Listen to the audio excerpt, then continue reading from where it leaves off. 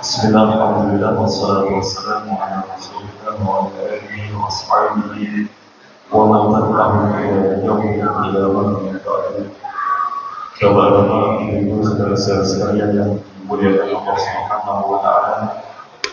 Pada kesempatan yang baik malam hari ini, mari bersama-sama kita panjatkan puji dan syukur kepada Allah Subhanahu wa taala atas segala karunia yang telah diberikan kepada kita semua, khususnya kita senantiasa diberikan kelapangan untuk selalu menjaga keimanan dan keislaman kita. Salawat serta salam semoga senantiasa tercurah dari junjungan kita Nabi Muhammad Sallallahu Alaihi Wasallam yang senantiasa kita nantikan syafaatnya nanti di hari kiamat. Semoga kita menjadi bagian dari umatnya yang akan mendapatkan syafaat tersebut dari Allah. Hari ini kita akan melanjutkan membaca tafsir. Ini adalah tafsir yang ditulis oleh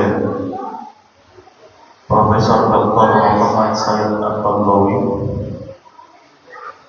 Beliau adalah Syekhul Azhar almarhum. Saya sering mengulang-ulang ya bahwa tafsir itu ada macam-macam. Jadi ada sekitar 14 jilid itu disebut sebagai tafsir sedang, tafsir wasit. Jadi kalau tafsir 14 jilid itu termasuk tafsir yang wasit atau sedang-sedang saja. Ada tafsir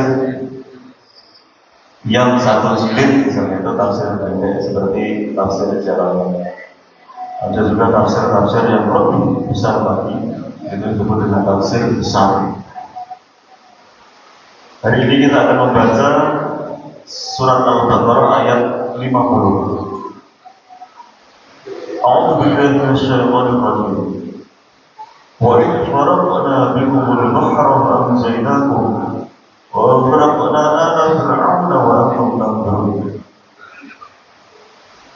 Ini masih berbicara tentang bagaimana Allah Subhanahu wa taala memberikan nikmat-nikmatnya yang sangat banyak kepada Bani Israel. Dan ini konteksnya adalah Nabi Muhammad berbicara dengan orang-orang Yahudi di Madinah. Nah, Yahudi itu adanya di Madinah.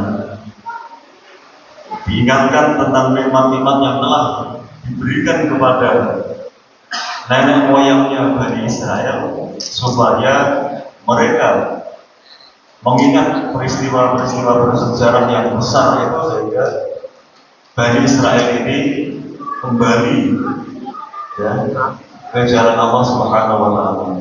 Karena sudah sekian lama setelah Nabi Isa sampai ke Nabi Muhammad itu lama sekali, tidak ada nabi, sekitar 400 tahun atau berapa. Itu tidak ada nabi, sehingga ajaran-ajaran agama itu banyak diselewengkan.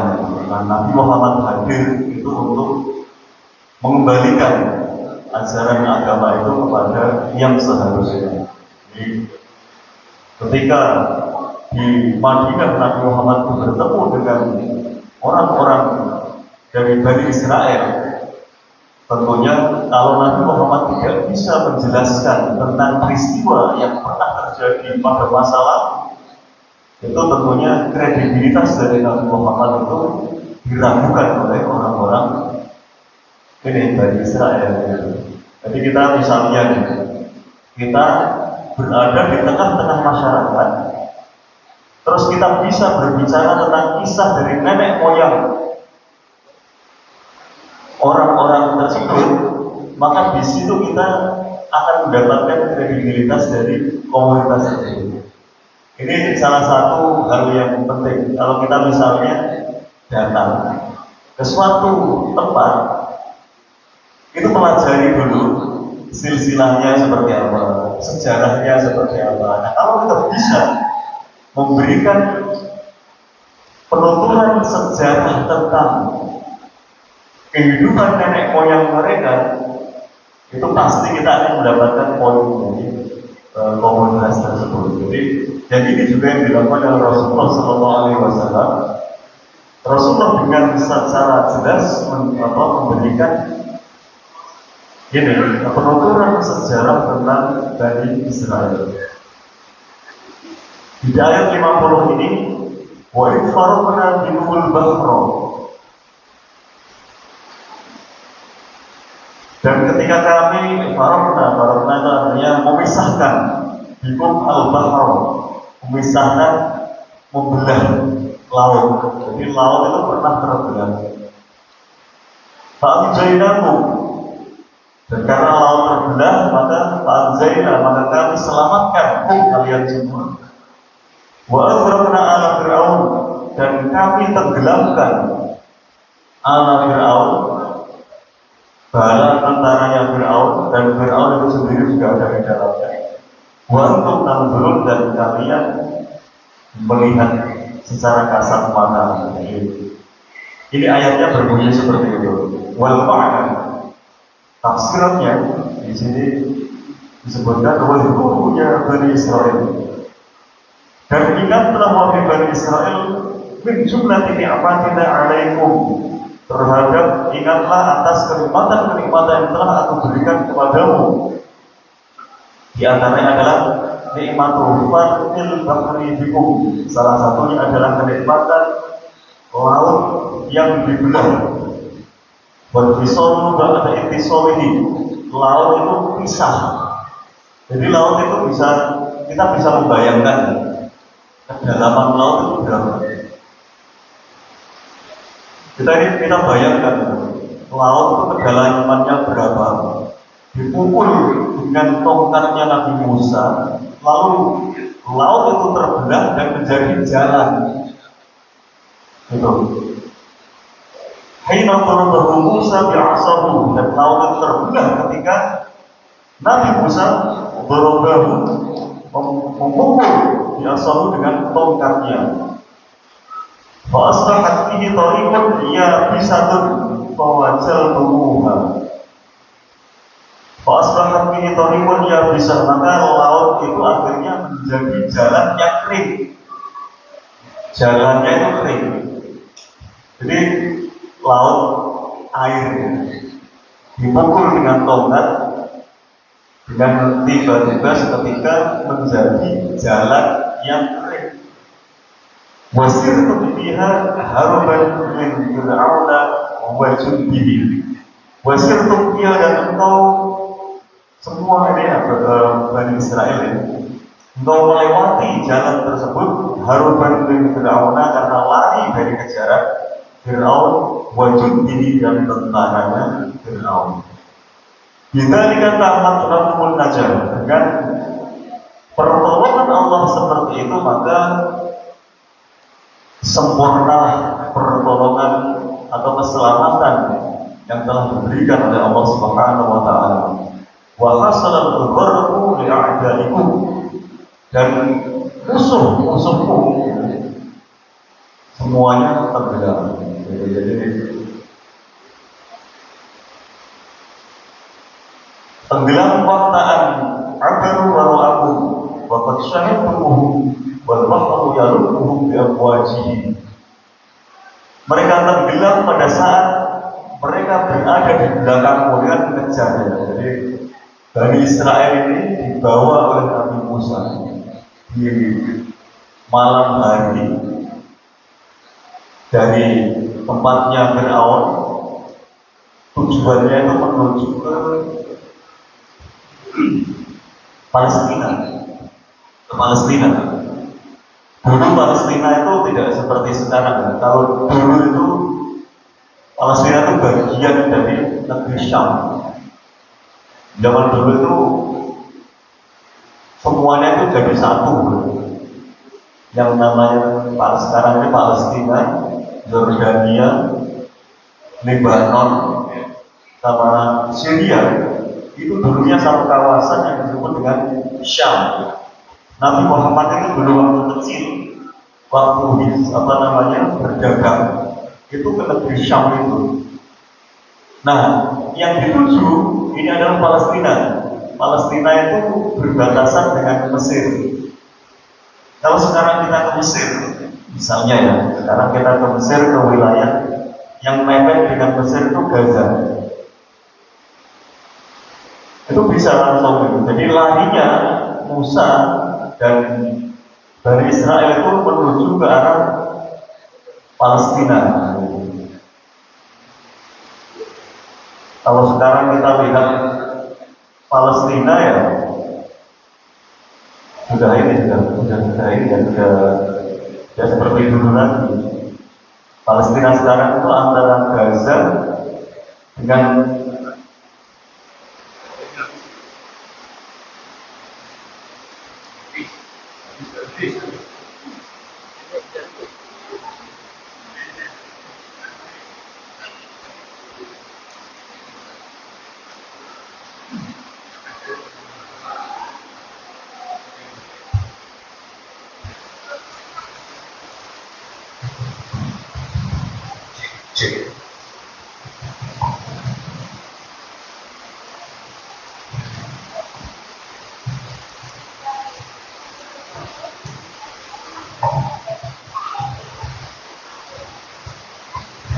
jadi larinya Bani Israel dan Nabi Musa dari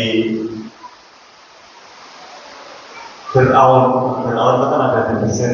Nah itu larinya ke Palestina. Nah di dalam sejarah Islam atau di sejarah Nabi-Nabi, Palestina itu mempunyai posisi yang sangat penting sekali. Mulai sejak zaman Nabi Sulaiman, dulu juga nabi-nabi yang lain, itu semuanya ada kaitannya dengan Palestina. Artinya Palestina itu mempunyai sejarah yang sangat panjang. Ya. Sekarang mewarisnya para nabi dan umat Islam.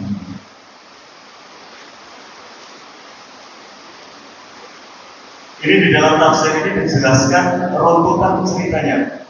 Tadi kan cuma satu ayat pendek saja, cuma satu garis saja. Tapi karena kita tafsir, maka tafsir itu akan menjelaskan runtutnya seperti apa. Al-ayat al-karimah tushiru ila kisah Najah dan Israel wa qur'in Fir'aun wa qaum. Ayat ini memberikan satu petunjuk tentang kisah diselamatkannya Bani Israel dan ditenggelamkannya Fir'aun dan bala tentaranya. Ini tidak hanya dalam ayat surat Al-Baqarah ini saja ya. Kita bisa menemukan cerita yang mirip dengan ini, tapi penekanannya selalu berbeda. Dan begitulah Al-Quran. Al-Quran itu menceritakan sesuatu yang sama dengan cara yang berbeda-beda. Di dalam surat Al-Baqarah di ayat 50 cuma satu garis saja. Nanti misalnya kalau kita lihat dalam surat Asy-Syu'ara itu lebih banyak lagi dan lebih detail lagi ceritanya. Di ayat-ayat yang lain juga, di surat-surat yang lain juga ada. Artinya diulang-ulang itu dalam rangka memberikan satu memberikan pelajaran yang mendalam gitu, supaya kita tuh kalau di sini ketemu, di tempat lain ketemu, akhirnya pengulangan itu memberikan makna dan pelajaran yang sangat berharga bagi kita. Itu salah satu hal yang disebutkan oleh para ulama kenapa Al-Quran itu ayatnya diulang-ulang di beberapa surat, tapi ininya beda-beda, redaksinya selalu beda. Dan ini juga menjadi salah satu hal yang agak menyulitkan bagi orang-orang yang menghafal Al-Quran. Jadi kalau menghafal Al-Quran itu ini yang ayat yang mana ya? Mirip-mirip. Nah, orang yang pengulangan Al-Qurannya itu kurang, itu pasti dia ketemu. Gitu. Makanya yang bisa menyebabkan orang itu hafal Al-Quran secara kuat, itu tidak ada jalan lain kecuali mengulang. Nabi Muhammad sendiri itu setiap tahun itu mengulang hafalannya kepada Jibril. Seperti itu. Kalau kita orang biasa ya, kalau misalnya menghafal Al-Quran, kalau nggak diulang pasti itu menghafalnya itu mudah. Cara menghafal Al-Quran itu ayatnya dibaca 21 kali saja. Insya Allah kita hafal. Kalau ayatnya panjang ini pecah-pecah berapa ini apa dipenggal-penggal, dibaca 21 kali, dibaca aja gitu. Itu insya Allah hafal. Cuma yang paling susah dari Al-Quran itu adalah mengulanginya. Artinya kalau kita sudah hafal, itu harus berarti kan cara mengingatnya itu tidak ada jalan lain kecuali dengan mengulanginya. Dan itu makanya orang-orang yang ahli Quran itu mempunyai tempat posisi yang sangat mulia di hadapan Allah karena hidupnya itu adalah mengulang Al-Quran. Bayangkan saja, kalau dia masih bisa menjaga Al-Quran yang begitu mengulang terus, dan ketentuannya setiap huruf dari Al-Quran itu mengandung atau Allah akan memberikan ini pahala yang luar biasa banyaknya. Jadi bisa dibayangkan orang yang kerjaannya tiap hari mengulang terus Al-Quran, berapa pahala yang mengumpulkan. Jadi itu keutamaan orang yang menghafal Al-Quran.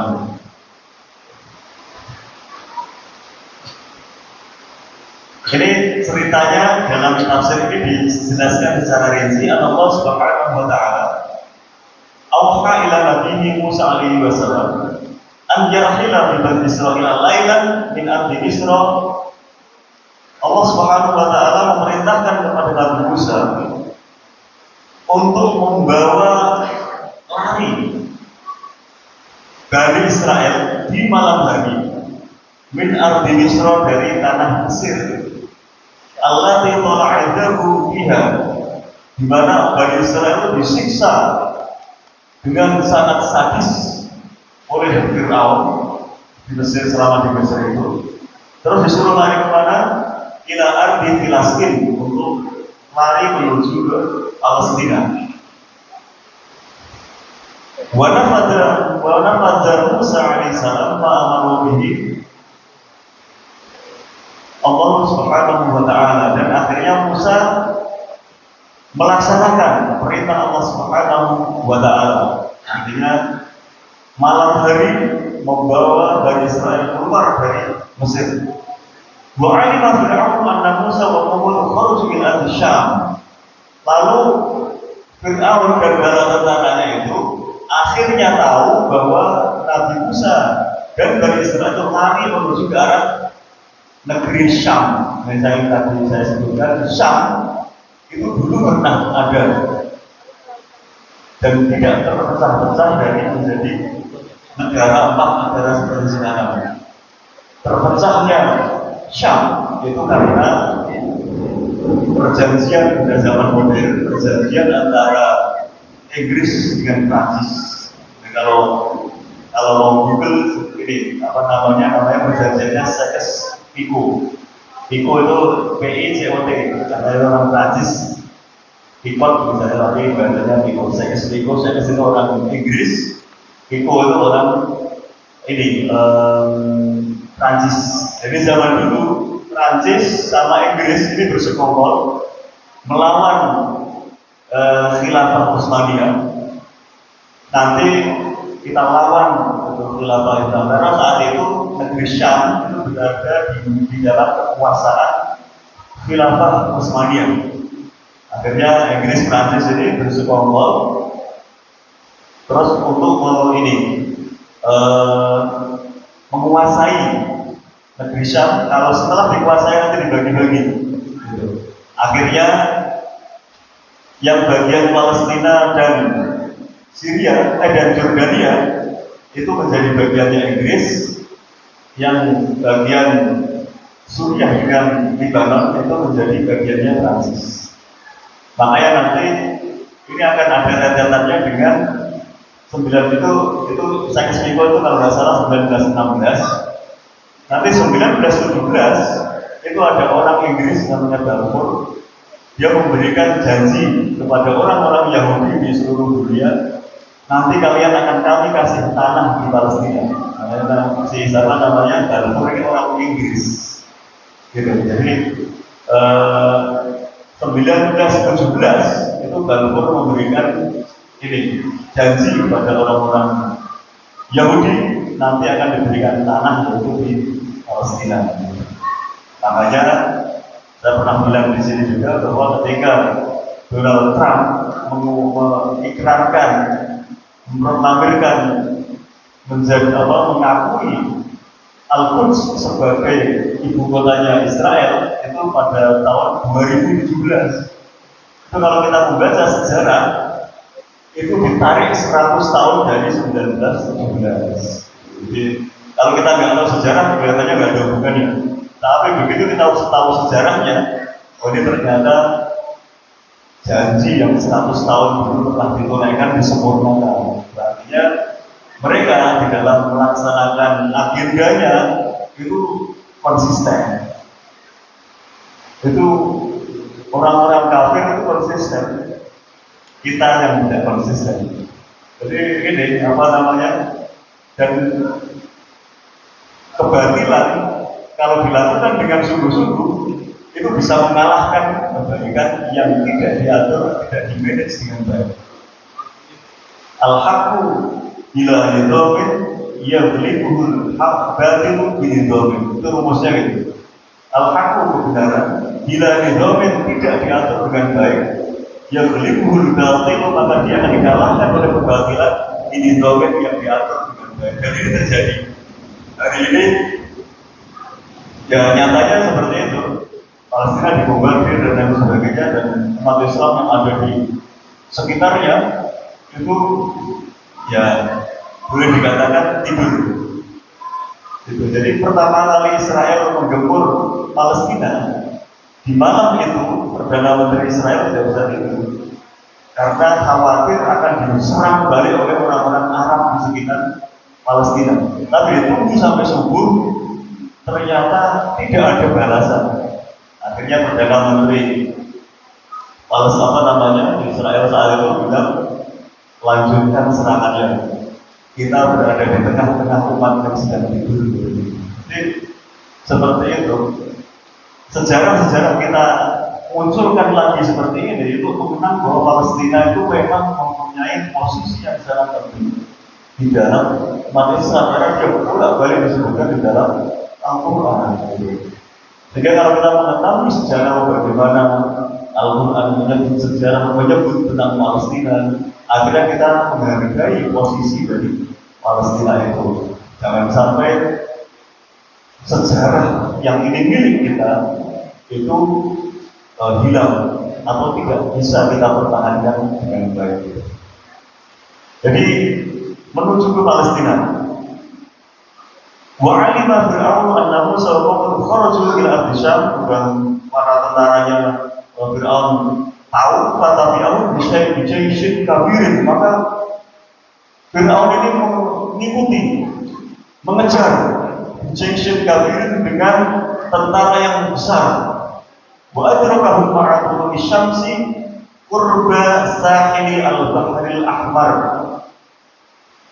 Terus ini akhirnya mereka itu menemukan Bani Israel bersama Nabi Musa itu pada saat matahari terbit. Nah, malam hari kan lari, dikejar sampai di saat matahari terbit. Tentara Fir'aun ini menemukan Bani Israel dan Nabi Musa qurba sahili al-bahril ahmar, di dekat pantai Laut Merah. Namanya Laut Merah, Mbak. Jadi Laut Merah itu jangan dibayangkan kalau di sana ada laut warnanya merah, enggak. Itu cuma namanya saja. Sama dengan laut mati itu. Ada yang nanya, itu lautnya mati, siapa yang bunuh? Enggak seperti itu. Jadi itu cuma nama saja. Kalau laut mati itu ada di Jordan. Kalau Laut Merah itu ya laut yang di Arab itu. Kalau laut mati itu, kalau kita berada di atasnya, itu kita terapung. Karena isinya dia kadar garamnya tinggi banget sehingga dia mengangkat. Misalnya kita tiduran gitu di atas airnya ya nggak bakal bisa tenggelam karena di situ kadar garamnya tinggi dan dia itu ini posisinya juga di atasnya air laut. Jadi ini dia ke atas terus. Di bawah air laut dan di bawah karena dia di bawah akan selalu ke atas gitu. Ya intinya, tapi intinya garamnya itu tinggi banget. Nah kalau laut merah ini cuma namanya saja, tidak berwarna merah. Jadi nanti jangan kaget misalnya, katanya laut merah sampai sana ternyata biasa saja gitu. Enggak, ini namanya.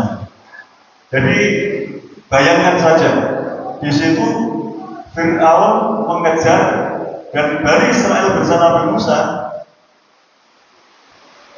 membelakangi laut atau menghadapi laut. Kalau dia lari balik berarti kena kejaran Fir'aun. Kalau ke depan dia akan bilang dalam kondisi terjepit seperti itu, akhirnya orang-orang dari Israel itu sudah yakin sekali bahwa mereka akan habis saat itu. Wa aykuna Bani Israil indama ra'ahu annahu muhlikuhum la mahalata. Jadi orang-orang Bani Israel sudah sangat yakin bahwa nasib mereka akan habis dari ini. Wala ja'ala Musa alaihi salam yashkuna ilaihi qawmuhum wa fasa'ahum. Lalu mereka mengadu kepada Nabi Musa. Mengadu kepada Nabi Musa, gimana ini nasib kita? Maka Nabi Musa menjawab, Inna ma'iya Rabbi sayahdin. Ini jawabannya Nabi itu.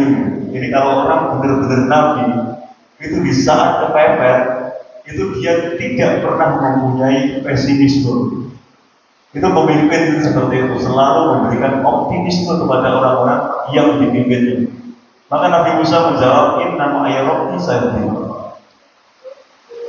Inna ma'i, sesungguhnya bersama Rabbi Tuhan saya yang akan memberikan petunjuk. Jadi yakinannya itu sudah hakul yakin. Jadi step dari yakinan itu kan ada namanya ilmu yakin, ainul yakin, sama hakul yakin. Yang pertama itu ya dikasih tahu terus mendapat ilmu yakin. Ini sudah sampai level yang terakhir namanya hakul yakin. Nah para nabi itu ma'rifatnya udah pol sehingga dia itu hubungannya dengan Allah sudah sangat luar biasa. Ketika terjepit sekalipun dia tidak mempunyai rasa pesimis sama sekali. Maka saat itu juga Allah Subhanahu wa Ta'ala memberikan wahyu al-idrib bil aswat al-bahar. Maka Allah Subhanahu wa Ta'ala memberikan wahyu, pukulkan tongkatmu di laut. Maka Nabi Musa memukulkan tongkatnya di laut. Falaqo fakana kullu firqin kattawdil azim. Ini di dalam surat Asy-Syu'ara ini. Falaqo, maka laut itu terbelah. Fakana kullu firqin kattawdil azim. Maka antara satu sisi dengan sisi yang lain itu seperti gunung. Bayangkan aja, ini air terus di sini ada jalan. Jadi kan seolah-olah di sebelahnya kan seperti gunung atau seperti gunung al-azim yang besar. Jadi seolah-olah seperti gunung dibelah terus kita lewat di tengahnya. Gitu. Itu terjadi. Ini yang membicarakan ini adalah Al-Quran. Kalau yang membicarakan mungkin sejarah atau sejarawan siapa gitu, mungkin bisa saja kita nggak benar gitu. Tapi ketika yang membicarakan ini adalah Al-Quran, berarti itu benar-benar pernah terjadi di zamannya Nabi Musa. Dan ini harusnya ketika kita membaca sejarah seperti ini, keimanan kita itu harusnya ya semakin bertambah. Artinya bahwa orang yang memperjuangkan agama Allah itu pasti akan mendapatkan pertolongan dari Allah. Seperti itu. Ini contoh saja. Sejarah kita baca itu bukan hanya untuk sekedar mengenang sejarah, tapi yang terpenting dari itu adalah untuk kita yang membaca sejarah tersebut, bagaimana kita memberikan keyakinan secara spiritual di dalam diri kita, sehingga keimanan kita semakin bertambah. Nah, gitu. Membaca sejarah itu ya seperti itu. Kita mengenang perjuangan para pahlawan kita misalnya. Itu dalam rangka menimbulkan spirit patriotisme. Jangan hanya membaca sejarah, dihafalkan saja karena mau ulangan, ya setelah ini selesai. Dan ini kalau di Indonesia menjadi masalah, ya masalah pengajaran sejarah itu. Karena banyak sekali sejarah itu diajarkan secara ya hafalan atau secara ini memenuhi standar pembelajaran saja, tapi tidak diambil spiritnya. Bagaimana mengajarkan sejarah dan menanamkan spirit kepada orang yang diajarkan tentang sejarah tersebut. Harusnya seperti itu. Terus wa amara Musa alaihissalam Bani Israil an ya'budu fa'amalu baina farqil ma'i bina yamusu aba. Akhirnya Nabi Musa memerintahkan kepada Bani Israil untuk jalan di tengah-tengah laut yang terbelah itu, duna an yamusuhum aba, dan mereka dengan santainya berjalan, tidak mendapatkan ada itu celaka atau gangguan apapun, lewat aja. Wa qatafa Fir'aun wa juludu antarahu tam'an fi idrakihim. Lalu karena Nabi Musa dan Bani Israil jalan di tengah laut, maka Fir'aun dan bala tentaranya itu mengejar tam'an dengan harapan fi idrakihim bisa mengejar dan menangkap itu apa namanya Bani Israil dan Nabi Musa. Wa indama adara Bani Israil al-bahra wa lam yabqa min ahadin baina awliya al-khasiram kana Fir'aun wa junuduhu ma zalu baina farqil bahr. Jadi ketika Nabi Musa dan bala tentaranya sudah selesai melewati laut, Fir'aun dan bala tentaranya masih berada di tengah-tengah jalan yang di laut itu. Jadi karena mengejar kan berarti yang ini sudah selesai semua, yang itu kan masih di tengah-tengah perjalanan. Fa'adbaru alaihim wa'ada kama kana awalan. Lalu jalan itu kembali menjadi seperti semula. Artinya laut menjadi laut lagi. Bisa dibayangkan ya? Fir'aun dan bala tentaranya jalan, ternyata yang tadinya seperti gunung itu berhenti, lautnya itu sama sekali nggak ada, bocornya juga nggak ada. Itu balik menjadi laut lagi. Wa'ada kama kana awalan, wa'ada dan kembali kama kana seperti semula. Fanzuru jami'an, maka seluruh tentara Fir'aun dan Fir'aun itu sendiri tenggelam. Bani Israil yang berkaitan dengan syaitan wasururin, dan Bani Israil melihat kejadian itu dahsyat. Dahsyat itu bahasa Arab ya. Jadi jangan ini apa namanya, ada TV acaranya dahsyat itu seolah bahasa Indonesia. Dahsyat itu bahasa Arab. Dahsyat dengan kekaguman yang luar biasa, dahsyat dahsyat wasururin, dan kebahagiaan dan kegembiraan. Jadi melihat karena menyaksikan mukjizat, berarti di situ akan ada kekaguman yang luar biasa, dahsyat luar biasa. Wasururin dan kebahagiaan karena dia sudah selamat. Kita bisa membayangkan diselamatkan dari posisi seperti itu.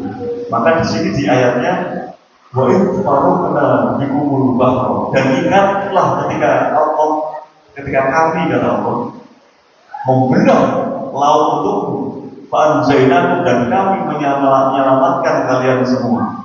Gharaqna ala Fir'aun, dan kami tenggelamkan Fir'aun dan bala tentaranya, wa antum tanzurun, dan kalian semua menyaksikan itu secara kasat mata. Jadi setelah membaca tafsirnya, mendengar ceritanya, baca ayatnya jadi enak ya. Itu tafsir tuh. Jadi kita ceritanya kita dalami dulu. Setelah itu kita lihat ayatnya, ternyata enak sekali baca ayat Gharaqna. Dan ketika kami pisahkan bingung untuk kalian semua al-bahra laut, anjaynakum, dan kami selamatkan kalian semua, wa aghraqna, dan kami tenggelamkan ala Fir'auna, Fir'aun dan bala tentaranya, wa antum tanzurun. Jadi enak sekali sebenarnya membaca Al-Quran itu kalau sudah membaca tafsirnya, sehingga akhirnya kita itu lebih ingat. Ini beda dengan kita hanya sekedar membaca terjemahnya. Kalau kita membaca terjemahnya, yang diterjemahkan ini tadi aja, tidak akan menerjemahkan ceritanya. Sementara yang akan masuk di dalam diri kita itu adalah ini, sesuatu yang akan menyentuh secara emosional.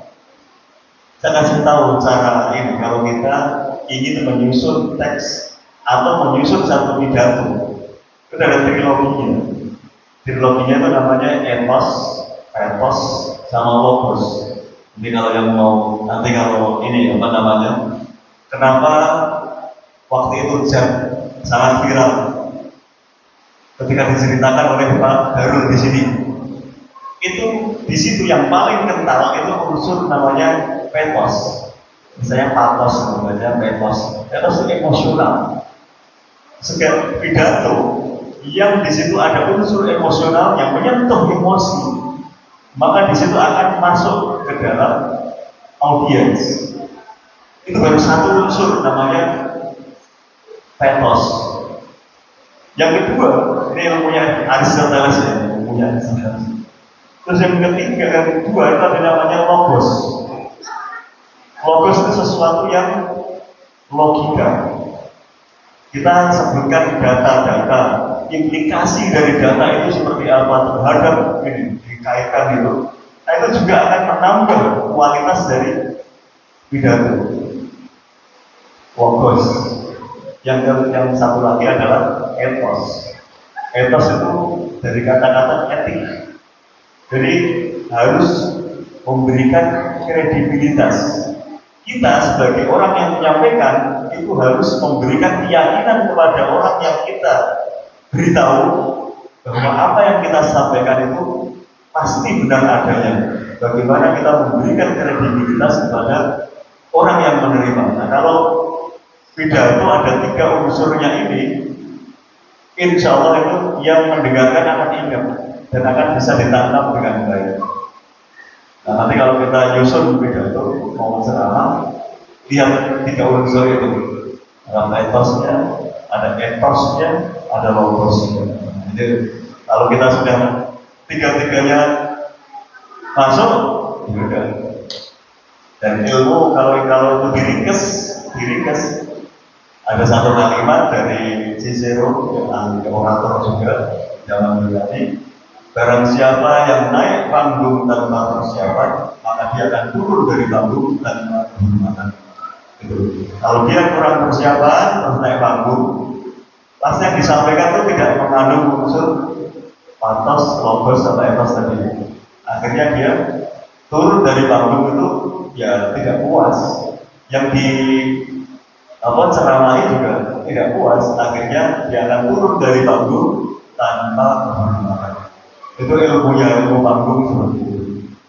Jadi ya emosional, dan Al-Quran itu penuh dengan yang emosional seperti itu. Banyak sekali kisah-kisah di dalam Al-Quran yang menyentuh emosi, sehingga kita membaca Al-Quran itu emosi kita tertarik, akhirnya kita terikat dengan Al-Quran tersebut.